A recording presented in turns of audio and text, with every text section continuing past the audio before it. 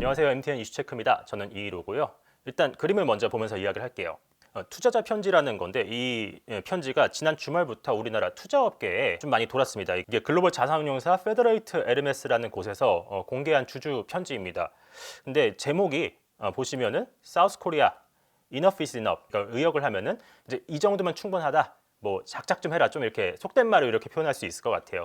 그래서 이 페더레이트 에르메스가 어디냐면은 영국계 펀드 운용사고 운용 자산이 무려 900조 원, 그러니까 7,150억 달러에 달합니다. 국내 주식도 꽤 많이 투자를 하는데 보시다시피 뭐 삼성이나 LG, SK, 현대차, HMM, 포스코 이런 좀 굵직한 곳들에 많이 투자를 하고 있죠. 결론적으로 말하면은 이 운용사는 우리나라의 코리아 디스카운트 문제에 대해서 지적을 하는 건데 어쩌다 이렇게 큰 회사가 K 주식에 되어가지고 코리아 디스카운트 문제를 직접 저격하는 그런 투자자 편지를 보낸 건지가 좀 궁금합니다. 사실 이 내용을 보면은 이 자산운용사의 사연이 되게 좀 기구한 부분이 있습니다. 간단히 좀 설명을 드리면요. 아시아에 있는 10개 국가, 일본을 제외한 10개 국가의 지수를 미국과 비교를 했는데 그중에 가장 낮은 지수가 바로 이 한국, 이 파란색하고 중국이 녹색이었다. 그래서 미국이 2008년부터 2023년까지 수익률 거의 250% 정도 기록하는 동안 중국은 마이너스 50%죠. 굉장히 많이 떨어졌고 우리나라는 중국보단 좀 나았지만 거의 좀 똔똔 정도로 보면 될 것 같아요.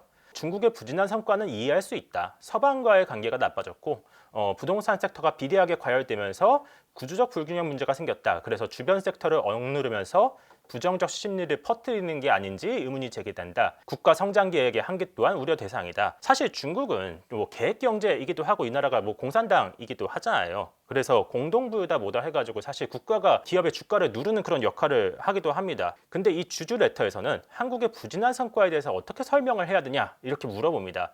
그러면서 한국의 주식들은 PBR 기준 1배 아래에 있다 라고 지적을 하죠. 이 PBR 1배 아래에 있다는 게 무슨 의미인지 간단히 좀 보고서 들어갈게요. 이 PBR이라는 건 Price to Book Value Ratio, 그러니까 주가 대비 장부가의 비율을 뜻하는 건데요.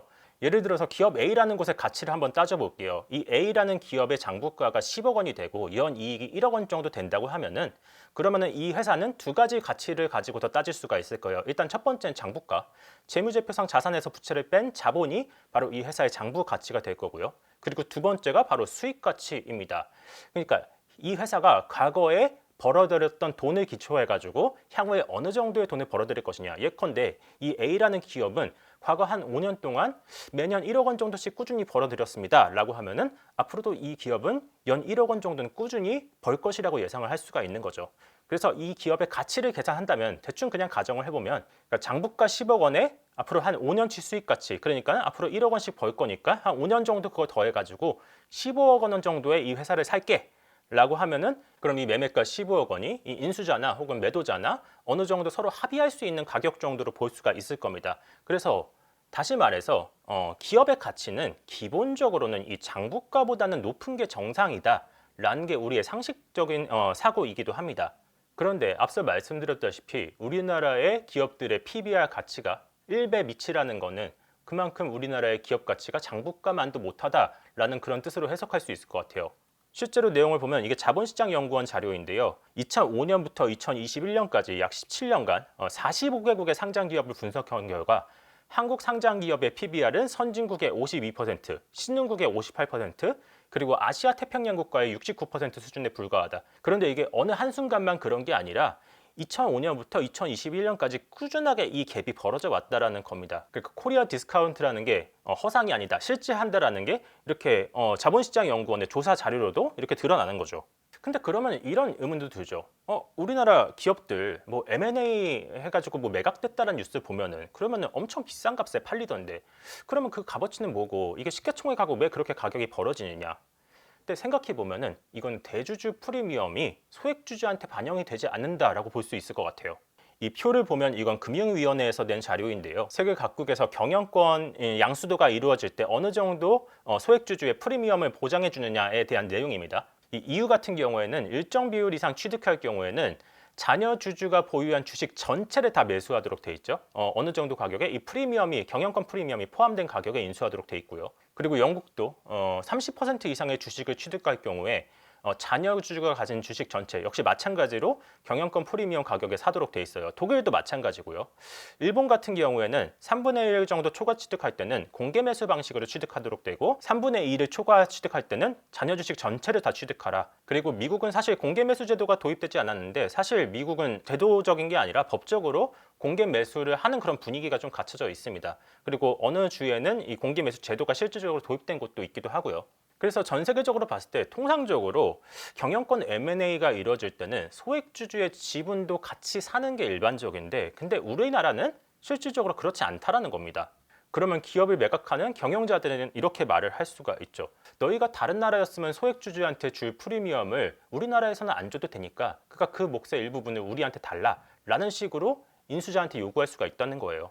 앞서 말씀드렸다시피 기업의 오너들은 경영권 프리미엄을 받고 또 소액주주들은 그 프리미엄을 온전히 입지 못하는 셈이니까 기업들로선 굳이 기업의 주가를 올릴 필요성이 없다라는 그런 문제가 제기가 되는 겁니다.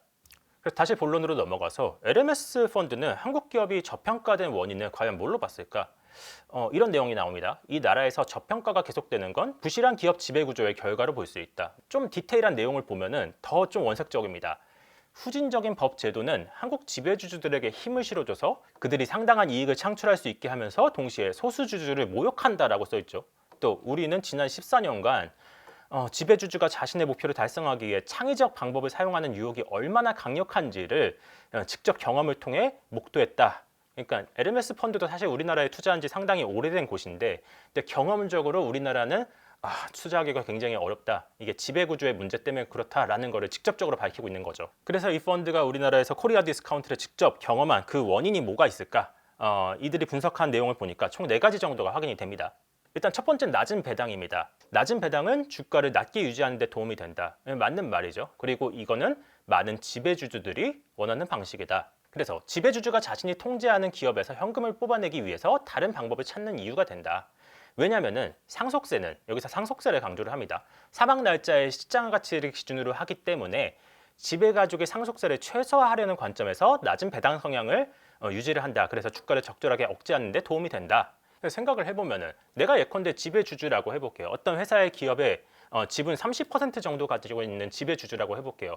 그래서 내가 배당을 좀 하고 싶어요. 내가 돈이 필요해서 우리 회사에서 배당을 받고 싶은데 근데 내가 1억 원의 배당을 하면은 나한테 들어오는 돈은 얼마입니까? 3천억 원밖에 안 되죠. 그럼 나머지 7천억 원은 어디로 가느냐? 당연히 소액주주나 우리 회사에 투자한 다른 주주들한테 가는 겁니다. 그러면 내가 주주로서는 이 돈을 이 회사는 내 거 같은데 근데 내가 이 배당을 온전히 받지 못하고 있네? 라고 하면 당연히 배당에 대해서 좀 부정적으로 생각할 수밖에 없죠. 그래서 지분율이 낮은 기업에서 배당을 하는 거는 사실 오너한테는 좋은 방법이 아닙니다. 그러다 보니까 오너들이 자연스럽게 다른 방식을 통해서 회사의 이익을 좀 빼내려고 하는 그런 작업들이 이루어집니다. 일단 대표적인 게 상여금입니다. 이 상여금 이 문구를 보면은 이 문구는 사실 제가 그냥 쓴 게 아니라 어떤 회사가 오너에게 상여금을 주면서 그 근거에 대해서 써놓은 건데 한번 읽어볼게요. 비계량 지표와 관련해 당사 내부 통제가 원활히 작동하도록 해서 준법 경영, 윤리 경영 문화가 확산될 수 있도록 했고 회사가 경영 목표를 달성하기 위해 리더십을 발휘했다는 점 등을 종합해서 총 129300만 원, 그러니까 12억 9300만 원이죠. 이 성과급과 인센티브를 지급한다. 사실 이 내용을 보면은 그러니까 이런 잣대들이 그러니까 어떻게 이런 것들을 좀 계산을 해가지고 이 사람한테 무려 13억 원에 달하는 이런 상환금을 줬냐, 인센티브를 줬냐. 사실 그런 것들이 잘 이해가 안 갑니다. 이뿐만 아니라 뭐 보수 기준을 산정할 때 뭐 책임 경영을 다했다던가 혹은 뭐 임직원들에게 미래 성장을 위한 뭐 동기를 부여했다던가 뭐 여러 가지 인센티브를 붙이는 방법도 다양합니다. 그래서 경영진들이 회사의 돈을 가져가기 위해서 이런 좀 약간 부정확한 방법들을 활용해 가지고 상여금을 가져가는 방식이 가장 보편적이지 않나 싶어요. 또 두 번째 방법은 내부 거래가 있죠. 일명 일감 몰아주기, 사익 편취라 부르는 겁니다. 이 사익 편취라는 거는 어떤 회사가 총수익과 지분율이 높은 계열 회사에 뭐 일감 몰아준다던가 혹은 뭐 부당 지원을 해준다던가 하는 식으로 회사 자원이 총수에게 돌아가도록 하는 그런 행위를 뜻합니다. 이거 공정거래법상 이거는 불법 행위로 좀 규정이 돼 있습니다. 그래서 공정위 자료를 보면은 실제로 우리나라에 상당히 좀 이름이 있는 굴지의 기업 집단들이 이런 사익 편취와 관련된 그런 불법이 우려가 있는 그런 행위를 저지르고 있다는 걸 실제로 확인하실 수가 있어요. 헤르메스가 분석한 두 번째 우리나라 코리아 디스카운트의 이유는 바로 자사주 매입입니다. 통상 자사주 매입은 투자 관점에서 호재로 여겨지는 경우가 많습니다. 왜냐하면 자사주를 매입함으로써 어느 정도 높은 가격에 이제 주식을 매입을 하면은 그 기업의 주가가 좀 높아지는 효과 혹은 주가의 하방이 생기는 그런 효과가 생기기 때문인데 근데 LMS는 그런 것들이 우리나라에선 작동하지 않는다라는 겁니다. 내용을 보면 매입한 주식을 소각하지 않습니다. 대신 다른 주주들이 지분을 확보하는 걸 방해하면서 필요한 경우 우호주주에게 팔 수도 있습니다. 다른 주주들이 지분을 확보하는 걸 방해한다는 거는 사실 뭐 오너가 그 회사에 지분을 확보할 만한 돈이 없으니까 회사가 그걸 매입을 함으로써 시장에 돌아다니는 그런 유동 주식을 줄여가지고 실질적으로 기업 오너의 지분율을 높인다라고 볼 수가 있는 거고요. 그리고 필요한 경우 우호주주에게 팔 수도 있다는 거는 조금 더 구체적으로 설명을 해보면 이 A 기업과 B 기업이 있다고 해볼게요. A 기업하고 B 기업 모두 자사주를 5% 정도 가지고 있고 그 값어치가 비슷하다라고 좀 상정을 해봅시다. 그러면은 서로 자사주의 의결권이 없는 상황에서 두 기업이 자사주를 교환을 하는 겁니다. 이런 것들을 상호주라고 합니다. 자, 그러면은 그 자사주 5%씩 교환하면은 그 5%의 자사주는 다른 기업으로 넘어감으로써 의결권이 부활을 하게 되죠. 그러면은 오너 일가에게 당연히 우호적인 그런 표를 행사를 할 거니까 그 기업의 오너 쪽에는 상당히 우호 지분이 올라가는 그런 효과가 발생한다로 보실 수 있을 것 같아요. 그래서 뉴스를 보면은 우리나라 구지의 대기업들이 뭐 자사주를 교환해 가지고 하는 거에 대해서 뉴스에서는 흔히들 혈맹이라고 표현을 하죠. 뭐 혈맹 맞는 말이고 백기사도 맞는 말이고 뭐 사실 통상적인 표현이니까 그렇긴 한데 근데 따지고 보면 이게 회사의 자원을 이용을 해서 오너 일가의 지배력을 강화하는 행위다 정도로 사실 보는 게 조금 더 정확하지 않나 싶습니다. 사실 이 자사주 취득이 일반적으로 호재라고, 그러니까 투자자들에게 호재라고 평가받는 이유는 자사주 취득을 하면서 소각이 이루어지면서 자연스럽게 주식 가치가 올라가기 때문입니다. 대표적인 나라 미국의 애플을 한번 볼게요.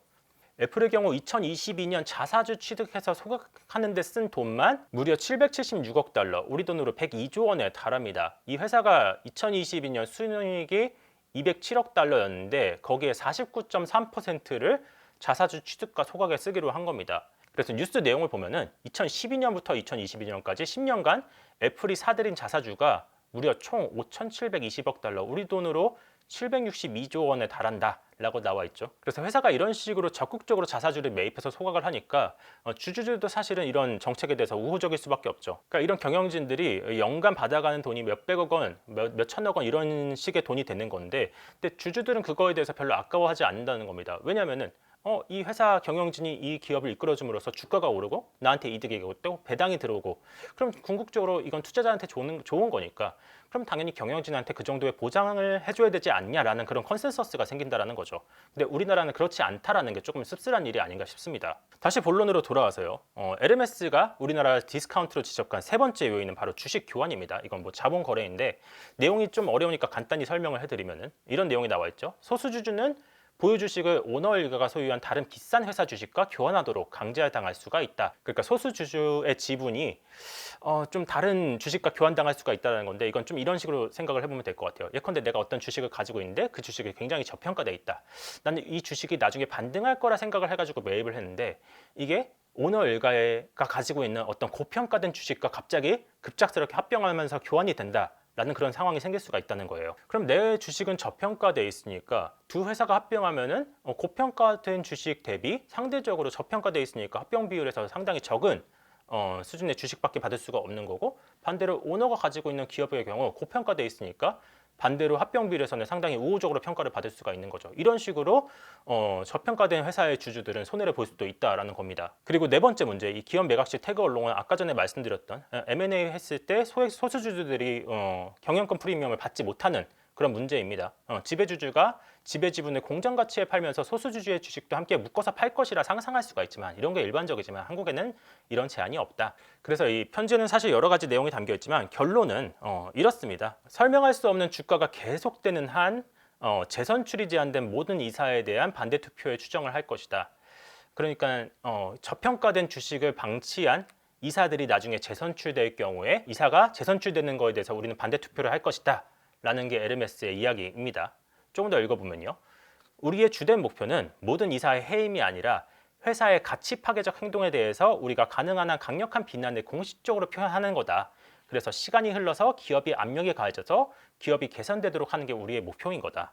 그래서 서두에 말씀드렸듯 이 주주 편지가 우리나라 투자업계에 좀 많이 이야기가 돌았는데 그 반응은 사실은 이렇습니다. 좀 쪽팔리다라는 반응이 되게 많았습니다. 글로벌리하게 상당히 많은 곳에 투자했던 회사인데 우리나라에서 얼마나 시달렸으면은 이런 자산운용사가 주주 편지를 통해서 코리아 디스카운트에 대해서 이렇게 공개적으로 비난을 하나라는 그런 문제가 제기됐다는 겁니다.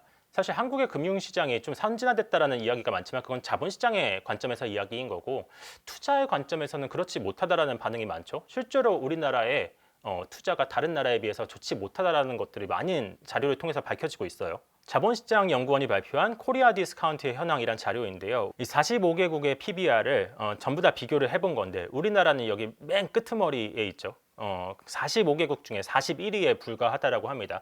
그 위에 보면은 좀 우리나라보다 좀 후진적인 것 같고 좀 못 사는 것 같은 나라들의 PBR이 실질적으로 우리나라보다 훨씬 더 높은 그런 위치에 있는 걸 확인하실 수가 있어요. 그래서 이 내용을 보면은 회계 분석을 통해 코리아 디스카운트 원인을 분석한 결과 이렇게 세 가지 이유가 나왔다. 첫 번째는 미흡한 주주 완원, 두 번째는 저조한 수익성과 성장성, 세 번째는 기업 지배구조. 사실 우리가 다 알고 있는 거죠. 하지만 이런 것들이 전부 다 맞물리면서 우리나라의 코리아 디스카운트 문제가 점점 심화되고 있고 해소되지 못하고 있다. 선진국에 비해서 우리나라의 코리아 디스카운트 문제가 너무 심해가지고 PBR 관점에서 너무 저평가되어 있다라는 것들이 이렇게 드러난다는 거죠. 그래서 주주환원 정책과 기업 지배 구조는 단기간에 변화를 기대하기 어려운 사안이고 법 제도적 개선도 필요하고 기업 관행과 인식의 개선도 필요하고 투자자의 적극적인 역할도 필요하다.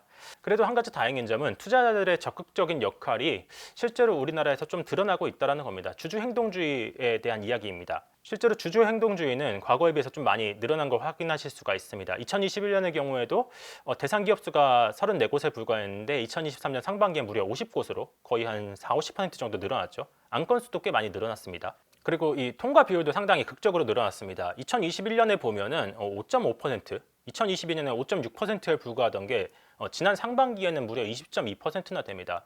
이 행동주의 플레이어들도 상당히 많이 늘어났는데요. 그래서 실제로 보시면 이렇게 주주행동주의 하는 그런 기업들, 자산운용사나 투자사들도 늘어나고 주주행동주의 대상 회사들도 좀 많이 늘어나고 있습니다. 이런 것들이 우리나라의 어떤 기업들에게 좀 이 사회를 좀 독립적으로 경영하고 또 배당도 많이 하고 자사주 매입하고 소각도 좀 하고 또 이사의 그런 경영 평가에 대해서 주가하고 좀 연동을 해가지고 평가를 하라 이런 이야기들도 실질적으로 나오고 있습니다. 그리고 제도적 변화도 드러나고 있는데 대표적인 게 바로 의무 공개 매수 제도입니다. 금융위원회 자료인데요. 경영권 변경할 때 일반 주주 권익 제고를 위해 의무 공개 매수 제도를 도입을 추진을 하겠다. 그래서 내용을 보면은 주식의 25% 이상을 취득해서 최대 주주가 되는 경우 이 자녀 주주를 대상으로 공개 매수 의무를 부과하도록 돼 있죠. 그래서 그 매수 물량을 보니까 50% 플러스 한 주, 그러니까 경영권을 확보할 수 있는 확실한 주식을 너네들이 매수를 하도록 그렇게 의무를 부과를 한다는 거죠.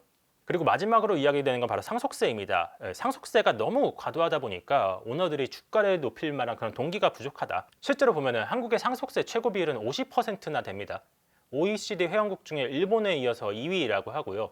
여기에 사실 최대 주주는 할증이 또 붙습니다. 그러니까 50%에서 세금의 20% 추가 할증이 붙어가지고 실질 세율은 60%에 달합니다. 예컨대 내가 한 1조 원 정도 상속을 받는다 라고 하면 굉장히 좋은 일이죠. 하지만 실제로 나한테 들어오는 돈은 4천억 원 정도밖에 안 되고 나머지 6천억 원은 모두 나라의 세금으로 내야 되는 거죠. 또 상속세를 내는 관점에서 내가 돈이 없으면 사실 이 상속세를 낼 수가 없지 않습니까? 그러면 주식을 물납 형태로 내야 되는데 이 경우에는 기업의 지배력이 약해진다는 또 문제가 생깁니다. 그래서 금전적인 이유에서든 혹은 지배력 관점에서든 오너들은 차라리 기업의 주가를 낮춤으로써 상속세를 덜 내고 대신에 좀 다양한 방식으로 기업의 이익을 좀 편취하자라는 그런 좀 컨센서스가 형성이 되고 있는 듯해요. 그래서 상속세를 내자는 말이 심지어 우리나라에서는 행동주의 펀드들 사이에서도 나오고 있습니다. 이 기사 내용을 보면요, 얼라인 파트너스 대표 이창환 대표가 상속세율을 20%대로 낮추거나 주식 시가 기준으로 상속세를 상정하는 대신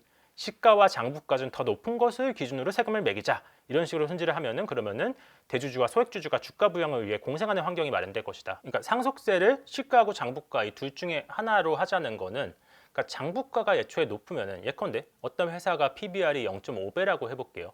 그러면 시가가 장부가 대비 0.5배밖에 안 되는 건데 근데 기존에는 시가대로 상속세를 냈었지만 나중에 이제 더 높은 장부가대로 상속세를 낼 수가 있게 되는 거죠. 그럼 기업들로서는 굳이 주가를 억눌러서 상속세를 덜 낼 만한 그런 동기가 줄어든다라는 겁니다. 그래서 이런 의견들이 실제로 행동주의 진영에서 나오고 있다. 어떻게 보면 이 상속세가 우리나라 코리아 디스카운트의 요인이 될 수도 있다라고 해석을 할 수도 있을 것 같습니다. 그래서 결론적으로 이 코리아 디스카운트는 제도적으로 좀 주주를 보호할 만한 장치가 좀 부족하다. 예컨대 앞서 말씀드렸듯이 의무공개 매수제도 같은 게 없다라는 것도 문제일 수 있고요. 또 세금 관점에서는 상속세가 너무 높아서 기업 오너들이 주가를 누를 만한 그런 동기가 생긴다라는 것도 문제가 되고 있죠. 그러다 보니 상장사들로서는 일부러 주가를 낮추고 이익을 편취하는 그런 모럴 해저드가 생길 수 있다라는 게 이 헤르메스가 보낸 투자자 편지의 좀 본론이라고 보입니다. 실질적으로 지금 제도적인 개선이 조금씩 이루어지고 있고 또 주주들도 행동주의 같은 그런 적극적인 활동 혹은 뭐 소액주주 활동 같은 것도 많이 늘어나고 있고요. 그러면서 경영자들의 사고가 조금씩 바뀌고 있기는 합니다. 그래서 이런 것들이 좀 긍정적이라는 평가가 나오고 있죠. 또 상식적으로 사실은 주식회사는 경영자들이 회사의 이익을 창출을 시켜가지고 그걸 좀 성과급도 받고 배당도 받고 기업 가치를 좀 키운 다음에 나중에 주식을 좀 팔아가지고 돈을 버는 게 사실 그게 주식시장의 자연스러운 작동 방식인데 우리나라는 지금까지 이런 것들이 작동을 하지 않아왔죠. 아무쪼록 이런 코리아 디스카운트 문제가 잘 해소가 되면서 대주주하고 소액주주가 서로 상생하면서 회사의 이익과 서로의 이익을 좀 같이 이제 동치시킬 수 있는 그런 과실을 좀 취할 수 있는 그런 시장이 마련되길 바라는 마음에서 이번 내용을 준비를 해봤습니다. 저희 이슈체크 이번 시간 여기까지고요. 다음 시간에 조금 더 재미있고 유익한 내용으로 찾아오겠습니다. 감사합니다.